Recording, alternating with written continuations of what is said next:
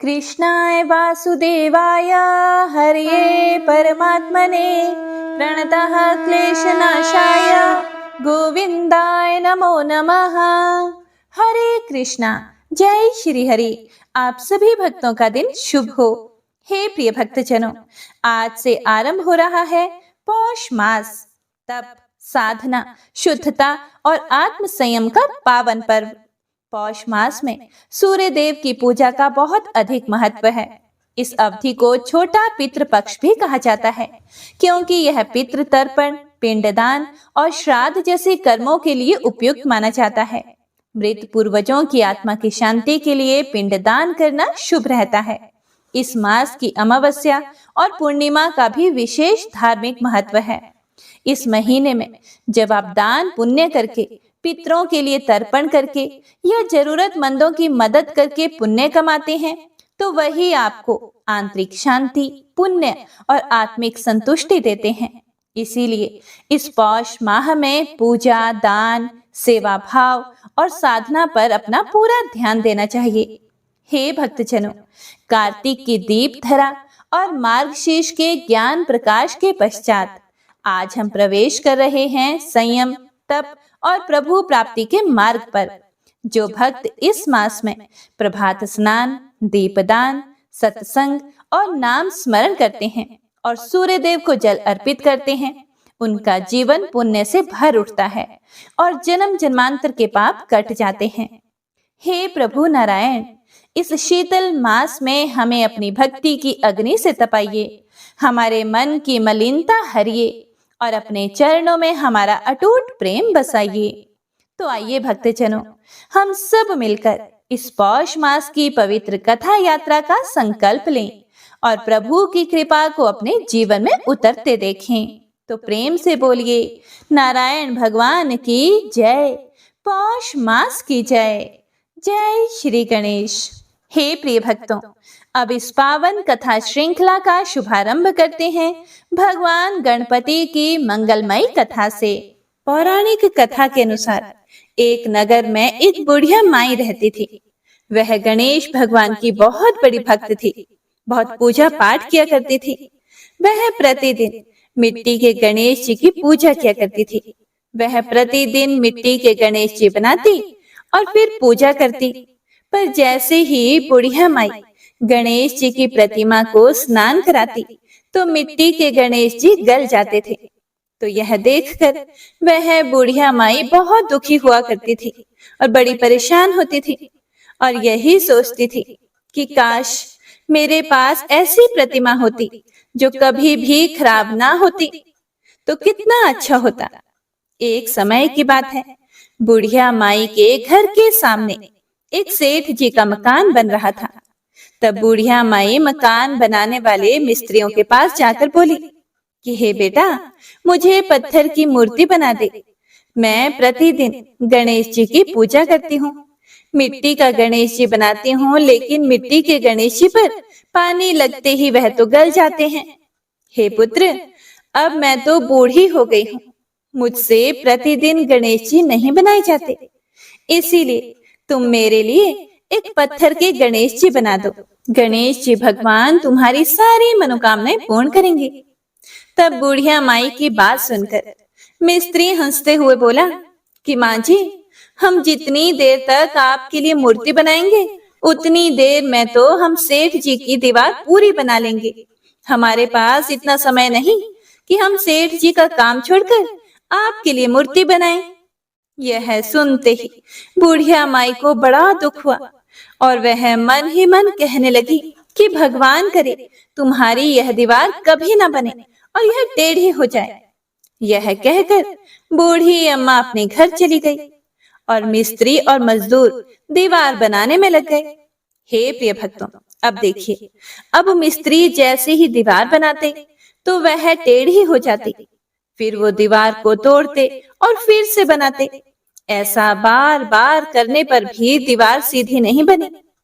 इस प्रकार पूरा दिन एक ही दीवार को तोड़ते और बनाने में निकल गया, लेकिन दीवार फिर भी पूरी नहीं बनी।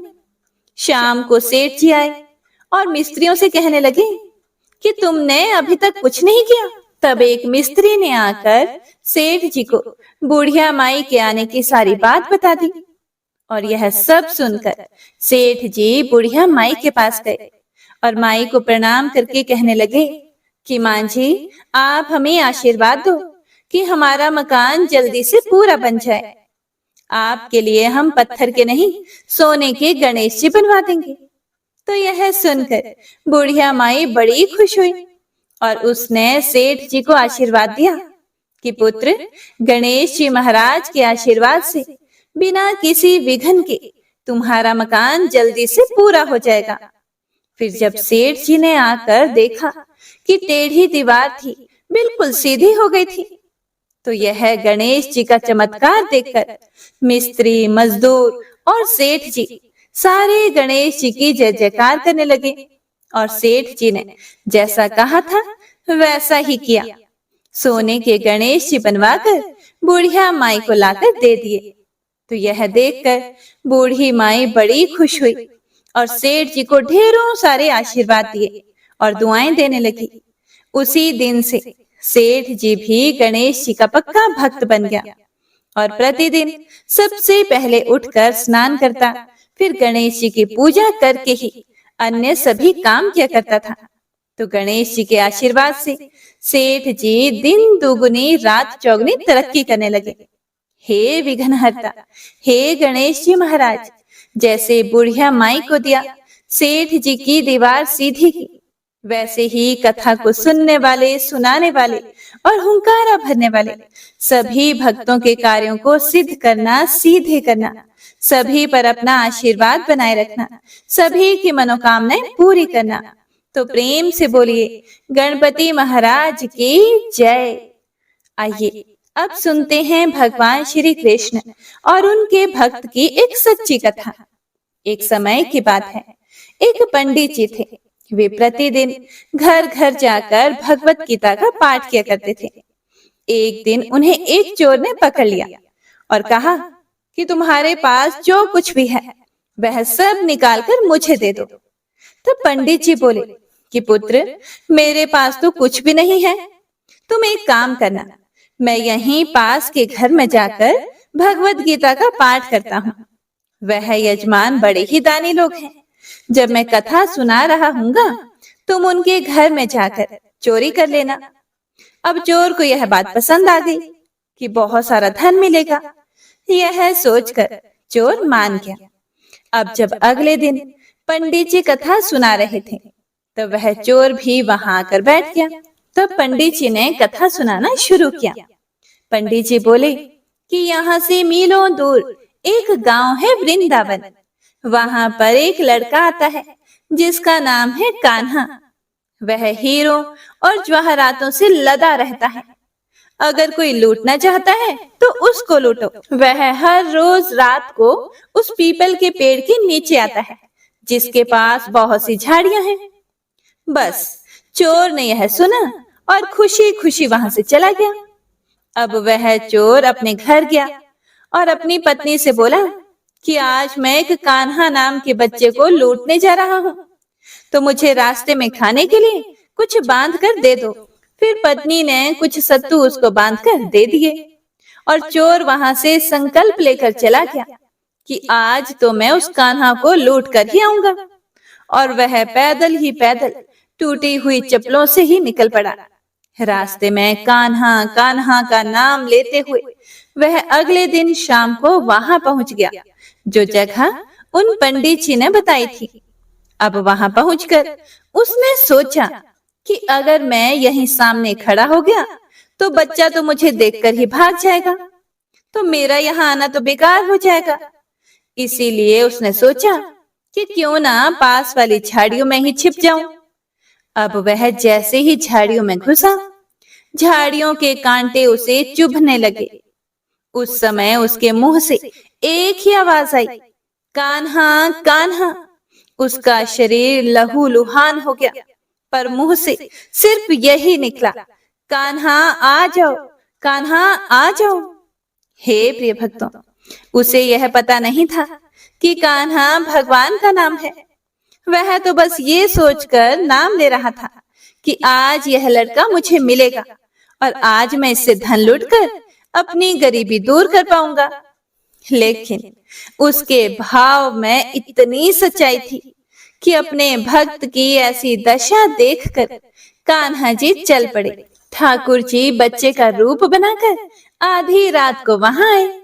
वह जैसे ही पेड़ के पास पहुंचे, चोर एकदम से बाहर आ गया और उन्हें पकड़कर बोला, ओ कान्हा, तूने मुझे बहुत दुखी किया। अब यह चाकू देख रहा है, अब चुपचाप अपने सारे गहने मुझे दे दो। कान्हा जी ने हंसते हुए ही उसे सब कुछ दे दिया। चोर हंसी खुशी अगले दिन अपने गांव में पहुंचा और सबसे पहले उसी जगह गया जहां पर पंडित जी कथा सुना रहे थे। जितने भी गहने थे वह चोरी करके जो लाया था, उनका आधा हिस्सा उसने पंडित जी के चरणों में रख दिया। जब पंडित जी ने यह पूछा कि यह क्या है, तब उसने कहा कि आपने मुझे उस कान्हा का पता दिया था, अब मैं उसको लूट के आया हूँ और यह रहा आपका हिस्सा। पंडित जी ने सुना तो यकीन ही नहीं हुआ। पंडित जी बोले कि मैं तो इतने सालों से पंडिताई का काम कर रहा हूँ, वह मुझे आज तक नहीं मिले। तुझ जैसे पापी को कान्हा कहाँ से मिल सकते हैं? चोर के बार बार कहने पर भी पंडित जी बोले कि चल, मैं भी चलता हूँ तेरे साथ, वहां पर मुझे भी दिखा कि कान्हा कैसा दिखता है। और वह दोनों चल दिए। चोर ने पंडित जी को कहा कि आओ मेरे साथ यहाँ पर छुप जाओ। दोनों का शरीर लहूलुहान हो गया। झाड़ियों में कांटे बहुत थे और वहां पर छुपकर दोनों के शरीर में कांटे लगे, जिससे कि पूरा शरीर लहूलुहान हो गया और मुंह से बस एक ही आवाज निकली, कान्हा कान्हा कान्हा आ जाओ। ठीक आधी रात कान्हा जी बच्चे के रूप में फिर वहीं आए। दोनों झाड़ियों से बाहर निकल आए। पंडित जी की आंखों में आंसू थे और वे फूट फूट के रोने लगे और रोते रोते चोर के चरणों में गिर पड़े और बोले कि हम जिसे आज तक देखने के लिए तरसते रहे, जो आज तक लोगों को लूटता आया है, तुमने उसे ही लूट लिया। तुम धन्य हो, आज तुम्हारी वजह से मुझे भी कान्हा के दर्शन हुए हैं, तुम धन्य हो। हे प्रिय भक्तों, अपने सच्चे भक्तों के लिए ऐसा है हमारे कान्हा जी का प्यार। जो उसे सच्चे दिल से पुकारते हैं तो वे भागे भागे चले आते हैं। किसी भी विधि से भगवान का नाम लिया जाए, चाहे सच्चे मन से या फिर बिना किसी विचार के, बिना किसी भाव के, अनायास ही आलस्य में भी अगर ईश्वर का नाम लिया जाए तो भी ईश्वर प्रसन्न हो जाते हैं। बस हमारा मन सच्चा होना चाहिए। जय श्री हरि विष्णु, हरे कृष्णा। तो आइए अब सुनते हैं आज की पुण्य फल देने वाली महात्म्य कथा। नारायणं नमस्कृत्य नरं चैव नरोत्तमं देवीं सरस्वतीं व्यासं ततो जयमुदीरयेत्। अंतर्यामी नारायण स्वरूप श्री कृष्ण, नर स्वरूप नर श्रेष्ठ अर्जुन, उनकी लीला को प्रकट करने वाली देवी सरस्वती तथा उस लीला को संकलित करने वाले व्यास जी को नमस्कार करके पाठ का प्रारंभ करते हैं। नारद जी ने पूछा, हे भगवान, अब मैं गणेश खंड को, जो मनुष्यों के संपूर्ण मंगलों का भी मंगल स्वरूप तथा गणेश जी के जन्म वृतांत से परिपूर्ण है, उसे सुनना चाहता हूँ। हे जगदीश्वर, भला पार्वती जी के शुभ उदर से सुरश्रेष्ठ गणेश जी की उत्पत्ति कैसे हुई? किस प्रकार पार्वती देवी ने ऐसे पुत्र को प्राप्त किया? गणेश जी किस देवता के अंश से उत्पन्न हुए थे? उन्हें जन्म क्यों लेना पड़ा? वे अयोनिज थे अथवा किसी योनि से उत्पन्न हुए थे? उनका ब्रह्म तेज कैसा था? उनमें कितना पराक्रम था? हे प्रभु, उनकी तपस्या कैसी थी? वे कितने ज्ञानी थे तथा उनका यश कितना निर्मल था? जगदीश्वर, नारायण, शंभु और ब्रह्मा के रहते हुए संपूर्ण विश्व में उनकी अग्र पूजा क्यों होती है? वे हाथी के मुख वाले, एक दंत तथा विशाल तोंद वाले कैसे हो गए?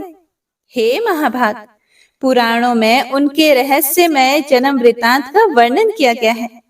आप उस परम मनोहर तथा अत्यंत विस्तृत चरित्र को पूर्ण रूप से वर्णन कीजिए, क्योंकि उसे सुनने के लिए मुझे परम कौतूहल हो रहा है।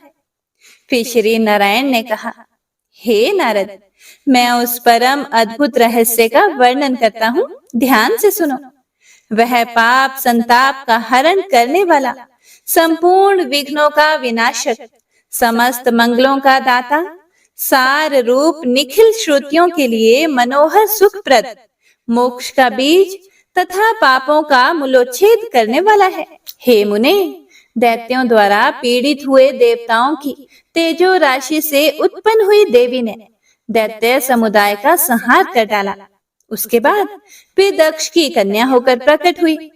उस समय उन देवी का नाम सती था।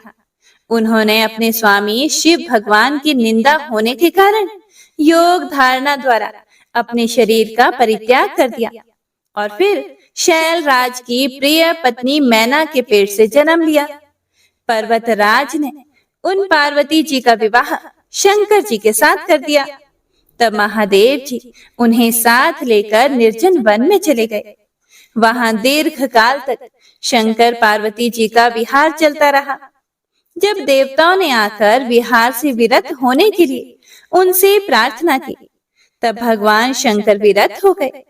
उस समय महादेव जी का शुक्र भूमि पर गिर पड़ा, जिससे स्कंद कार्तिकेय उत्पन्न हुए। तब पार्वती जी ने श्री शंकर जी से एक श्रेष्ठ पुत्र के लिए प्रार्थना की। इस पर महादेव जी ने कहा, हे देवी पार्वती, मैं एक उपाय बताता हूँ, ध्यान से सुनो। उससे आपका परम कल्याण होगा, क्योंकि त्रिलोकी में उपाय करने से कार्य सिद्धि होती ही है। मैं आपको जिस उपाय का वर्णन करूंगा वह संपूर्ण अभीष्ट सिद्धि का बीज रूप, परम मंगलदायक तथा मन को हर्ष प्रदान करने वाला है। हे वरानने, आप श्री हरि की आराधना करके व्रत शुरू कीजिए। 1 वर्ष तक इसका अनुष्ठान करना होगा। इस व्रत का नाम पुण्यक है। यह महा कठोर बीज कल्पतरु के समान अभीष्ट सिद्ध करने वाला उत्कृष्ट सुखदायक पुण्यदाता, सार रूप, पुत्र प्रद और समस्त संपत्तियों को देने वाला है। हे प्रिय, जैसे नदियों में गंगा, देवताओं में श्री हरि, वैष्णवों में मैं अर्थात शिव, देवियों में तुम, वर्णों में ब्राह्मण, तीर्थों में पुष्कर, पुष्पों में पारिजात, पत्रों में तुलसी दल, पुण्य प्रदान करने वालों में एकादशी तिथि, वारों में पुण्यप्रद रविवार, मासों में मार्गशीर्ष, पूजनियों में विद्या पढ़ाने वाले गुरु, गुरुजनों में माता, आपतजनों में साध्वी पत्नी, प्रियजनों में पति, बंधुजनों में पुत्र, वृक्षों में कल्पतरु, वर्षों में भारतवर्ष, वनों में वृंदावन, स्त्रियों में शत्रुपा, पूरियों में काशी, तेजस्वियों में सूर्य, दैत्यों में बलि, साधुओं में प्रहलाद, दानियों में दधीचि, अस्त्रों में ब्रह्मास्त्र, चक्रों में सुदर्शन चक्र, मनुष्यों में राजा रामचंद्र और धनुर्धारियों में लक्ष्मण श्रेष्ठ हैं। तथा जैसे श्री कृष्ण सर्वाधार, समस्त जीवों द्वारा सेवनीय, सबके बीज स्वरूप, सर्वाभीष्ट प्रदाता और संपूर्ण वस्तुओं के सार रूप है, उसी प्रकार यह पुण्य व्रत संपूर्ण व्रतों में श्रेष्ठ है। हे महाभागे, आप इस व्रत का अनुष्ठान कीजिए। यह तीनों लोकों में दुर्लभ है। इस व्रत के पालन से ही आपको संपूर्ण वस्तुओं का सार रूप पुत्र प्राप्त होगा। इस व्रत के द्वारा संपूर्ण प्राणियों के मनोरथ सिद्ध करने वाले श्री कृष्ण की आराधना की जाती है, जिनके सेवन से मनुष्य अपने करोड़ों पितरों के साथ मुक्त हो जाता है। जो मनुष्य विष्णु मंत्र ग्रहण करके श्री हरि की सेवा करता है, वह भारतवर्ष में अपने जन्म धारण को सफल कर लेता है। वह अपने पूर्वजों का उद्धार करके निश्चय ही वैकुंठ लोक में जाता है और श्री कृष्ण का पार्षद होकर सुख पूर्वक आनंद का उपभोग करता है। हे देवी, वह भक्त अपने भाई, बंधु बांधव तथा अपनी पत्नी का उद्धार करके श्री हरि के परम पद को प्राप्त हो जाता है। इसीलिए हे गिरिजे, आप इस परम दुर्लभ विष्णु मंत्र को ग्रहण करो और उस व्रत काल में इसी मंत्र का जप करो, क्योंकि यह पितरों की मुक्ति का कारण है। ऐसा कहकर भगवान शंकर गिरिजा के साथ तुरंत ही गंगा तट पर गए और उन्होंने प्रसन्नता पूर्वक कवच तथा स्तोत्र सहित मनोहर विष्णु मंत्र पार्वती जी को बतलाया। हे देवऋषि नारद, इसके बाद उन्होंने पार्वती जी से पूजा की विधि एवं नियमों का भी वर्णन किया। आगे श्री नारायण भगवान कहते हैं, हे नारद, पुण्यक व्रत का विधान सुनकर पार्वती जी का मन बड़ा प्रसन्न हुआ। उसके बाद उन्होंने व्रत की संपूर्ण विधि के विषय में प्रश्न करना शुरू किया। माता बोली, हे नाथ, आप वेद वेत्ताओं में श्रेष्ठ, करुणा के सागर तथा परात्पर हैं। हे दीनबंधो, इस व्रत का सारा विधान मुझे बताइए। हे प्रभु, कौन कौन से द्रव्य और फल इस व्रत में उपयोगी होते हैं? इसका समय क्या है? किस नियम का पालन करना पड़ता है? इसमें आहार का क्या विधान है और इसका क्या फल होता है? यह सब मुझ विनम्र सेविका से वर्णन कीजिए। और साथ ही एक उत्तम पुरोहित, पुष्प इकट्ठा करने के लिए ब्राह्मण और सामग्री जुटाने के लिए भृत्यों को भी नियुक्त कर दीजिए। इनके अतिरिक्त और भी जो व्रतोपयोगी वस्तुएं हैं जिन्हें मैं नहीं जानती हूँ, वह सब भी इकट्ठा करवा दीजिए, क्योंकि हे स्वामी, स्त्रियों के लिए स्वामी ही सब कुछ प्रदान करने वाला होता है। स्त्रियों की 3 अवस्थाएं होती हैं, कौमार, युवा और वृद्ध। कौमार अवस्था में पिता, युवा अवस्था में पति और वृद्धावस्था में पुत्र सब तरह से पालन करने वाला होता है। हे प्रिय भक्तों, फिर श्री महादेव जी बोले, हे देवी, मैं इस व्रत की विधि, नियम, फल और व्रतोपयोगी द्रव्यों तथा फलों का वर्णन करता हूँ, सुनो।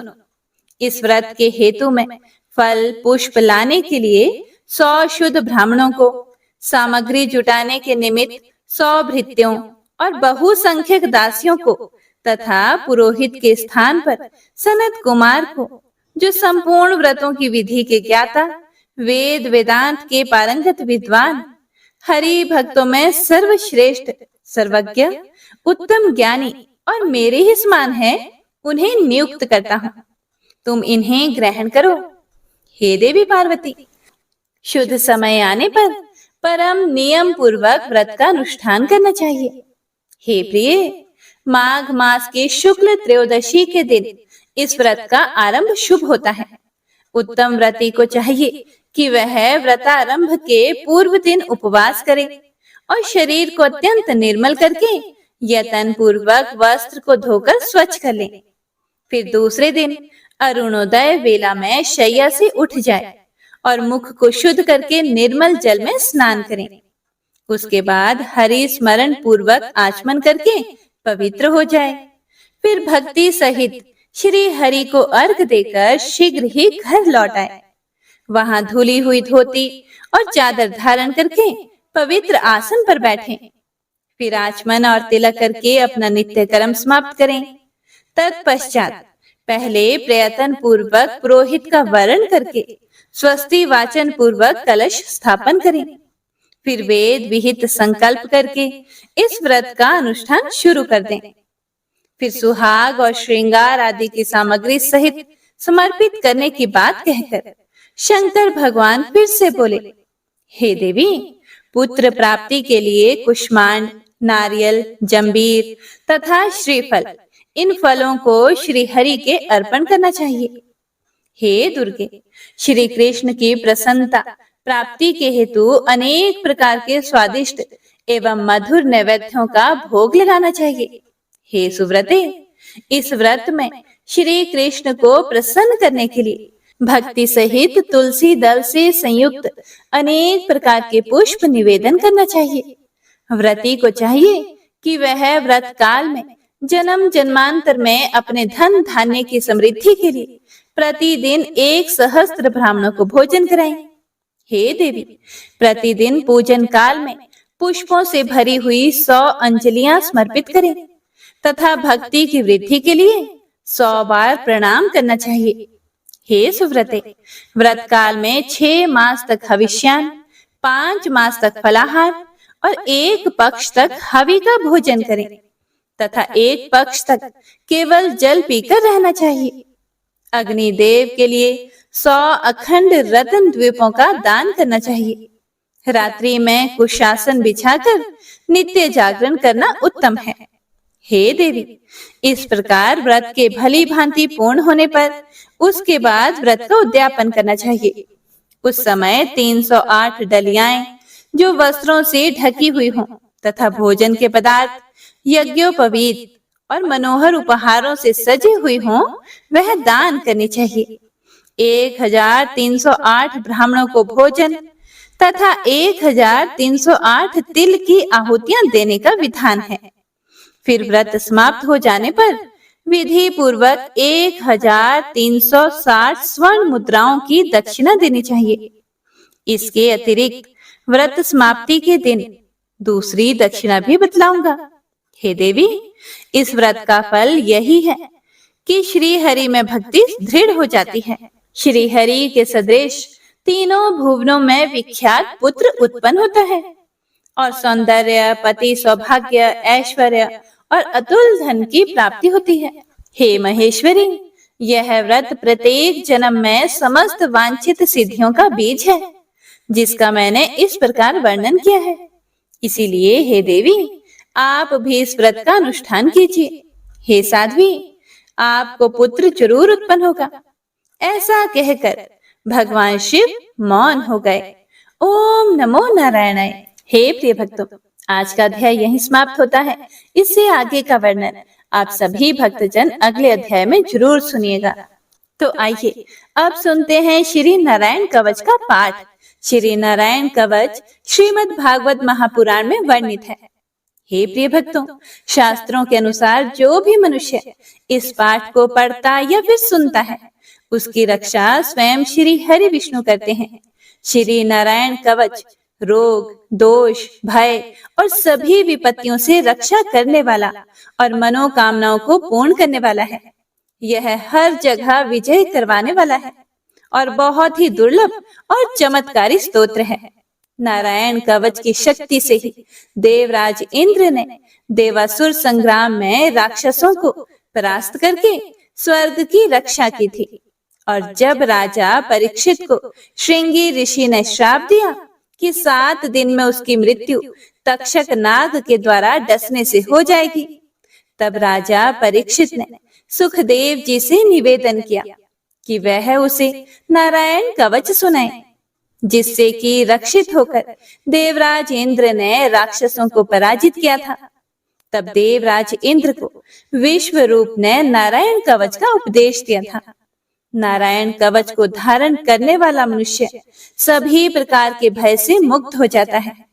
विश्व रूप ने जब नारायण कवच का उपदेश देवराज इंद्र को दिया था, तब उन्होंने कहा था कि किसी भी भय और संकट की परिस्थिति उत्पन्न होने पर अपने शरीर की रक्षा के लिए विधि विधान के अनुसार इस नारायण कवच को धारण कर लेना चाहिए।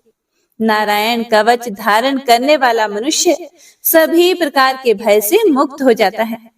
यह प्रकट और गुप्त हर प्रकार के शत्रुओं से रक्षा करने वाला है।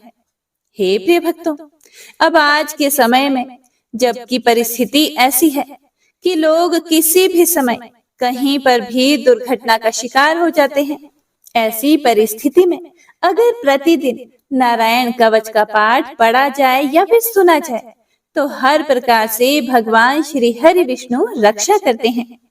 अब इस पाठ का श्रवण करने से पहले श्री हरि नारायण का ध्यान करके और ओम नमो नारायणाय इस प्रकार से उच्चारण करके इस पाठ का श्रवण करते हैं। आप सभी भक्त भी अपने मन में प्रेम से बोलिए ओम नमो नारायणाय। भगवान श्री हरि गरुड़ जी की पीठ पर अपने चरण कमल रखे हुए हैं। अणिमा आदि 8 सिद्धियां उनकी सेवा कर रही हैं।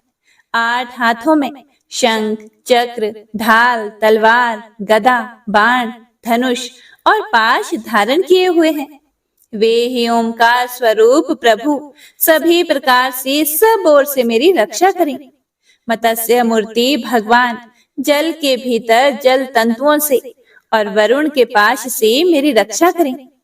माया से ब्रह्मचारी रूप धारण करने वाले वामन भगवान स्थल पर और विश्व रूप श्री त्रिविक्रम भगवान आकाश में मेरी रक्षा करें। जिनके घोर अट्टहास करने पर सब दिशाएं गूंज उठी थी और गर्भवती दैत्य पत्नियों के गर्भ गिर गए थे, वे दैत्य युद्ध पतियों के शत्रु भगवान नृसिंह किले, जंगल, रणभूमि आदि विकट स्थानों में मेरी रक्षा करें।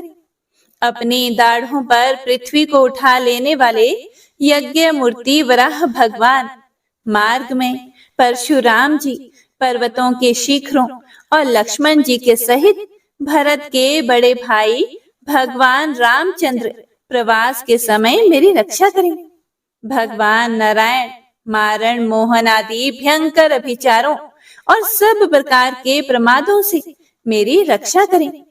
ऋषि श्रेष्ठ नर गर्व से, योगेश्वर भगवान दत्तात्रेय योग के विघ्नों से और त्रिगुणाधिपति भगवान कपिल कर्म बंधन से मेरी रक्षा करें।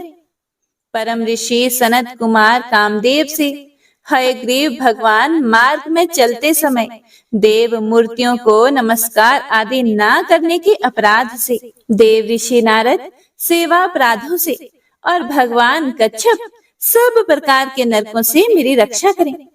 भगवान धन्वंतरी कुपथ्य से, जितेंद्र भगवान ऋषभ देव सुख दुख आदि भयदायक द्वंद्वों से, यज्ञ भगवान लोकापवाद से, बलराम जी मनुष्य कृत कष्टों से और श्री शेष जी क्रोध वश नामक सर्पों के गणों से मेरी रक्षा करें। भगवान श्री कृष्ण द्विपायन व्यास जी अज्ञान से तथा बुद्ध देव पाखंडियों से और प्रमाद से मेरी रक्षा करें।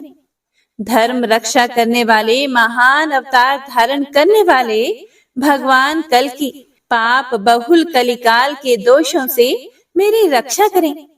प्रातः काल भगवान केशव अपनी गदा लेकर कुछ दिन चढ़ जाने पर भगवान गोविंद अपनी बांसुरी लेकर, दोपहर के पहले भगवान नारायण अपनी तीक्ष्ण शक्ति लेकर और दोपहर को भगवान विष्णु चक्र राज सुदर्शन लेकर मेरी रक्षा करें।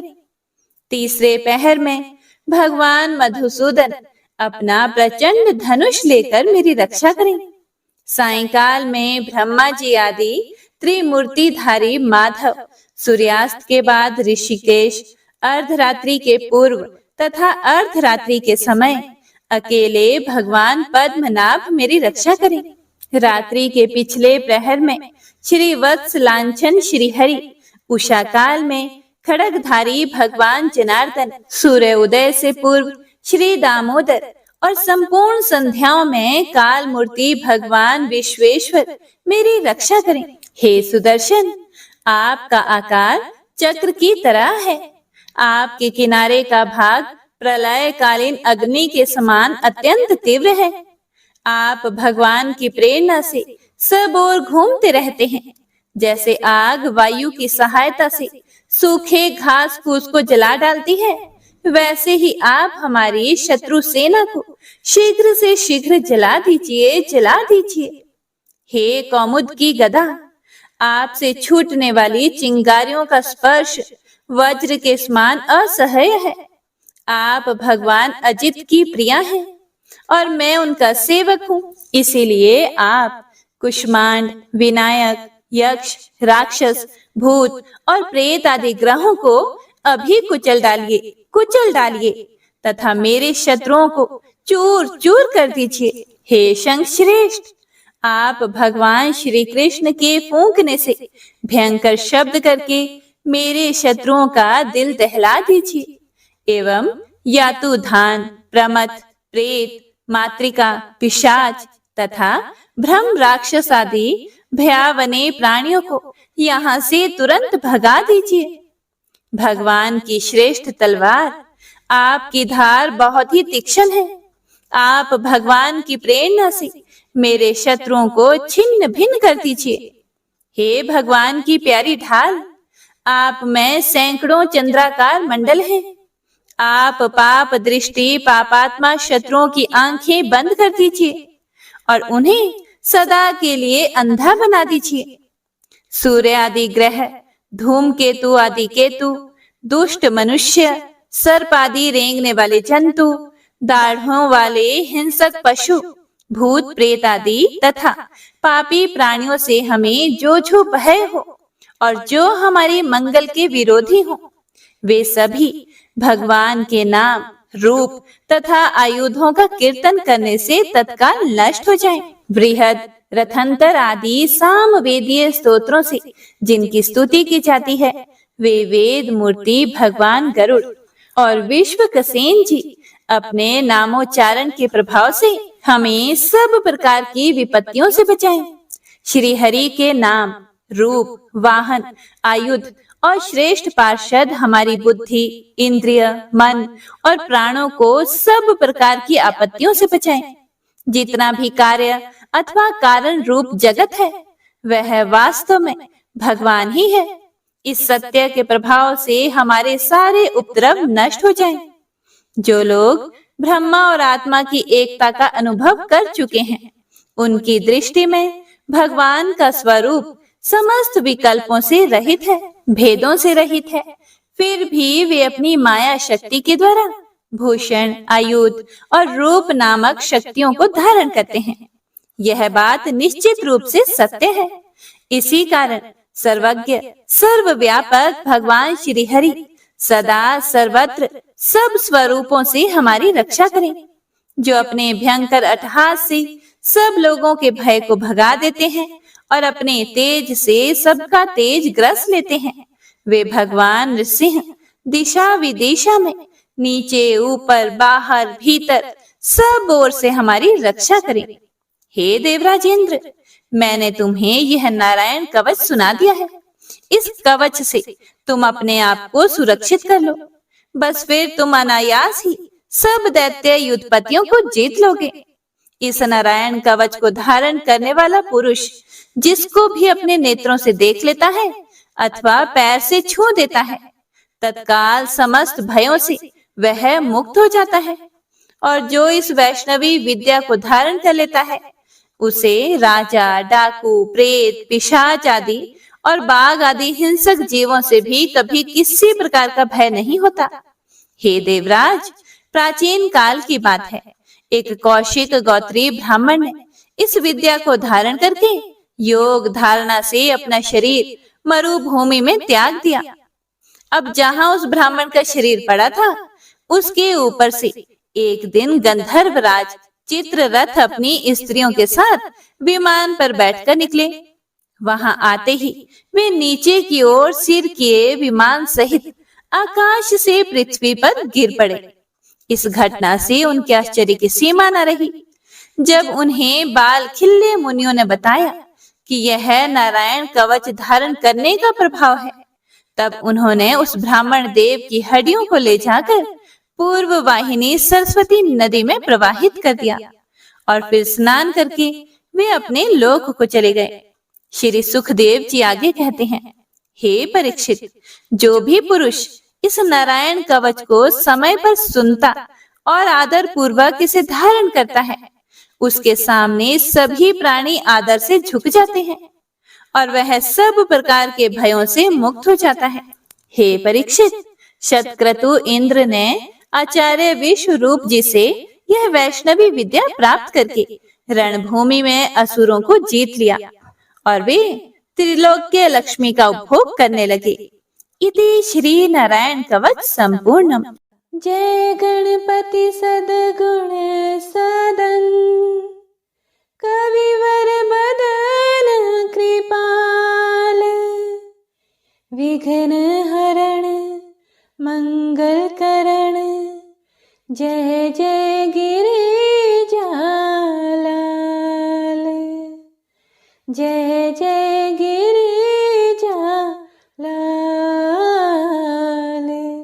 जय जय गिरिजालाल जय जय जय गणपति गणराजो मंगल भरण करण शुभ काजो। जय गज बदन सदन सुखदाता विश्व विनायक बुद्धि विधाता। वक्रतुंड शुच शुंड सुहावन तिलक त्रिपुंड भाल मन भावन। राजित मणि मुक्त नूर माला स्वर्ण मुकुट शिर नयन विशाला। पुस्तक पाणि कुठार त्रिशूलम मोदक भोग सुगंधित फूलम। सुंदर पीतांबर तन साजित चरण पादुका मुनि मन राजित।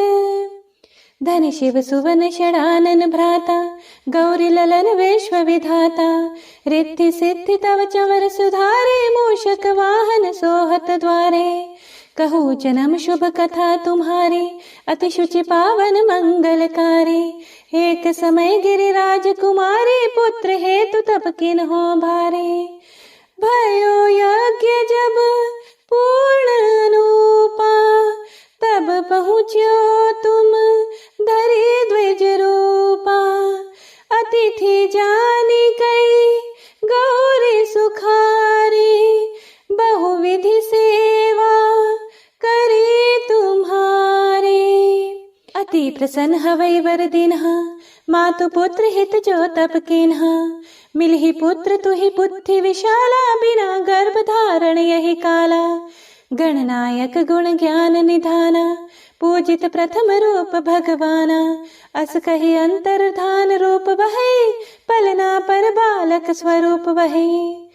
बनी शिशु रुदन जब ही तुम ठाना। लखी मुख सुख नहीं गौरी समाना। सकल मगन सुख मंगल गावही। नभते सूरन सुमन वर्षावही। शंभु माँ बहुदान लुटावही। सुर मुनि जन सुत देखन आवही। लखियति आनंद मंगल साजा देखन भी आए शनि राजा। निज अवगुण गुणीश्वनी मन माही बालक देखन चाहत नाही। गिरजा कछु मन भेद बढ़ायो उत्सव मोर न शनि तुहि भायो। कहन लगे शनि मन सकुचाई। का करी हऊ शिशु मोहि दिखाई। नहीं विश्वास उमा और भयऊ। शनि सो बालक देखन कहयो। पड़ते ही शनि दृग कोण प्रकाशा। बालक सिर उड़ गयो आकाशा। गिरजा गिरी विकल वही धरणी सो दुख तशा गयो नहीं वर्णी। हाहाकार मचयो कैलाशा। शनि किन्ह्यो लखि सुत का नाशा। तुरत गरुड़ चढ़ी विष्णु सिधाए। काटि चक्र सो कच शिर लाए। बालक के धड़ ऊपर धार्यो। प्राण मंत्र पढ़ी शंकर डार्यो। नाम गणेश शंभु तब कीन्हे। प्रथम पूज्य बुद्धि निधि वर दीन्हे। बुद्धि परीक्षा जब शिव किन्हा। पृथ्वी कर प्रदक्षिण लेन्हा।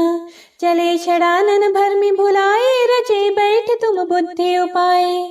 चरण मातु पितु के धर लिन्हे। तिनके साथ प्रदक्षिण किन्हे। धनी गणेश कहि शिव ही हर्षे। नभते सुरन सुमन बहु बरसे।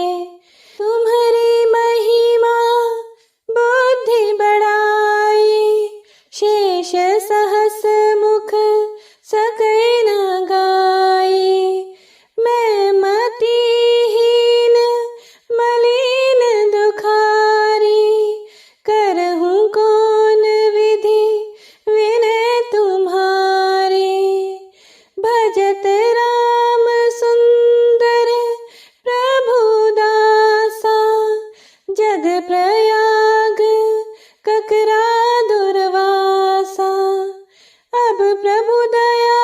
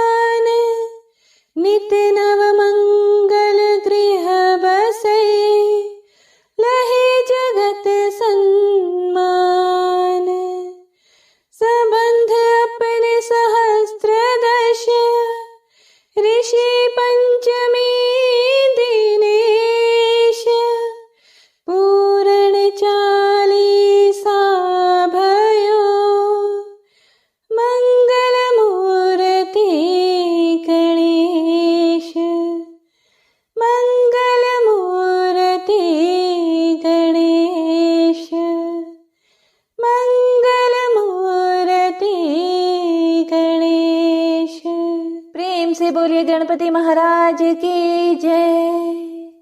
हे प्रिय भक्तों, तो यह थी आज की कथा। कथा पसंद आए तो लाइक करके कमेंट बॉक्स में जय श्री कृष्ण जरूर लिखिएगा। और अगर आपने चैनल को अभी तक सब्सक्राइब नहीं किया है तो कृपया अभी कर लीजिए, ताकि आप प्रतिदिन समय से इन कथाओं को सुन सकें। भगवान श्री कृष्ण और राधा रानी आपकी समस्त मनोकामनाओं को पूर्ण करें और उनका आशीर्वाद सदा सर्वदा आप सभी पर बना रहे। हरे कृष्णा।